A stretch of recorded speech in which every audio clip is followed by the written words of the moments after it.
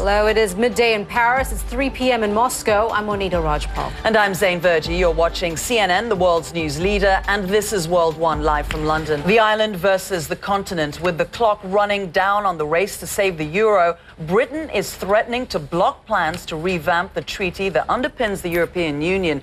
2 days ahead of a crucial EU summit in Brussels, Prime Minister David Cameron says he would veto any changes that fail to protect Britain's financial services sector. Look what newspapers are saying about this. Here in Britain, there's this headline in The Guardian: not such a grand bargain. The opinion piece refers to fresh optimism in the markets for a deal to reform the Eurozone and says if this agreement is ratified on Friday, the period of calm is likely to continue in Europe, but it will not continue indefinitely because these proposals do not tackle the roots of Europe's problems. They only slap a big plaster over them. Fighting words in Greek newspaper Katimirini with this headline: time to put up a fight. Looking ahead to Friday's meeting of Eurozone leaders, the comment piece says the harsh warnings directed at Greece have multiplied and are now coming even from European leaders who have supported the country in the past. However, this doesn't mean that the country should not put up a fight and come out on top.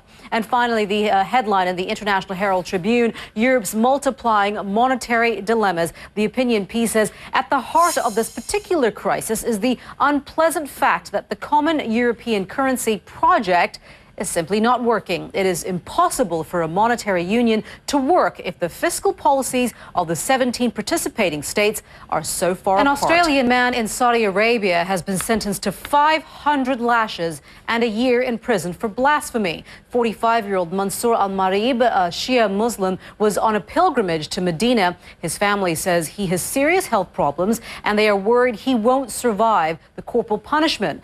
The Australian government is asking Saudi Arabia for leniency. CNN's Mohammed Jamjoon is following the story for us, and he joins us now live from CNN Abu Dhabi. Mohammed, give us an idea of what exactly it is that this man is accused of doing. Well, Monita, that's the key question right now, and as Saudi officials aren't commenting yet or putting out any statements yet about this case. And good, Mari Ramos at the World Weather Center. Mari, some good news for skiers. Yeah, you know, for skiers, anybody who's been waiting for the snow, businesses would be pretty happy as well, Monita. It's been The president has denied ordering a crackdown on his people at this time. Of course, as we continue to follow the story out of the country, Syria's government continues to say what it is doing is cracking down on armed gangs. But of course, as international journalists are still not fully allowed into the country, the Arab League is also considering what it will do at this point, with whether it includes sanctions. Exactly, and Assad telling Barbara Walters too that no, the sanctions are not having any effect on the Syrians. Another story we are following: Barack Obama has laid out his major campaign theme for the presidential contest that takes place next November. Yeah, in a speech on Tuesday, Zain, he spoke about economic fairness, giving middle-class Americans what he calls a fair shake. Well, there are 7 Republicans vying for their party's nomination. Right now, the frontrunner is a Washington veteran who's running as an outsider. Newt Gingrich is a man of contradictions, but his double-digit lead in the polls is indisputable. CNN's Joe Johns explains.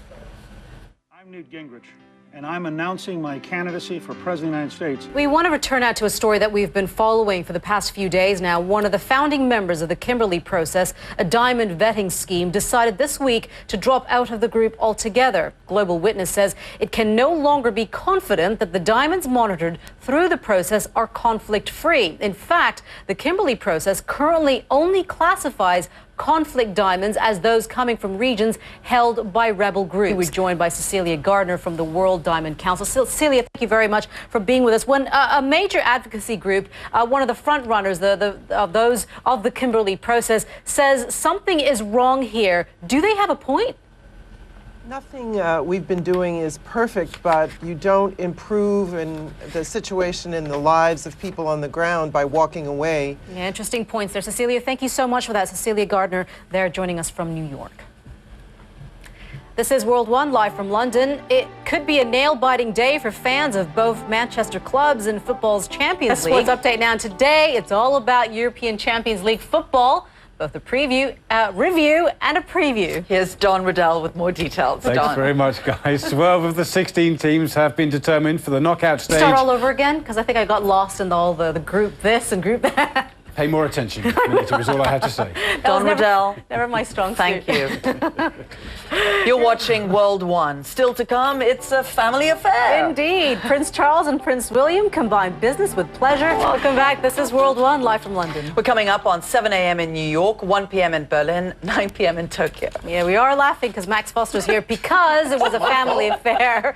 Listen, it was a family affair. Zain. Entirely Zain. Okay, tell us about this family affair. Straight to the family affair.